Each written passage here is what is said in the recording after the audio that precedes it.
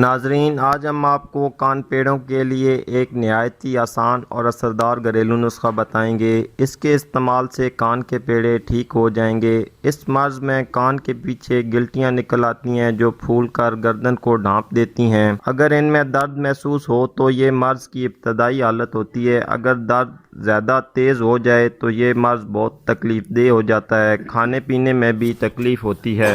کان پیڑوں کی وجہ ناقص اور ان ہیلدی خوراک ہوتی ہے۔ بادی، کھٹی اور مرغن غذاؤں کے زیادہ استعمال سے یہ مرض ہو جاتا ہے۔ سانس سے بدبو آنا اس مرض کی سب سے بڑی علامت ہے۔ یہ زیادہ تر کان کی ایک سائڈ پر ہوتے ہیں اور کبھی کبھی دونوں سائڈ پر بھی نکل آتے ہیں۔ نسخے کے لیے آپ نے 2 کام کرنے ہیں۔ پہلا یہ کہ زیتون کے تیل کو لے کر ہلکے ہاتھوں سے گردن اور کانوں کے پیچھے اور آگے اچھی طرح سے مساج کریں۔ دوسرا، کچور کی ضرورت ہوگی۔ کچور کسی بھی پنسا سٹور سے بہت ہی آسانی سے مل جاتا ہے۔ کچور کو لے کر آپ باریک پیس کر اس کا پاؤڈر بنا لیں۔ اگر بچے کو کان پیڑے نکلے ہوں تو 1 سے 2 چمچ پانی میں 1 چٹکی کچور شامل کر کے بچے کو پلا دیں۔ اگر بچے کی عمر زیادہ ہو تو 3 سے 4 چمچ میں 1-2 چٹکی شامل کر کے اس کو پلا دیں۔ 1-2 دن میں ہی کان پیڑے ٹھیک ہو جائیں گے۔ ملی بادی اور جسم سے زہریلے مادوں کو اخراج کرنے کے لیے بہت ہی فائدہ مند ہے۔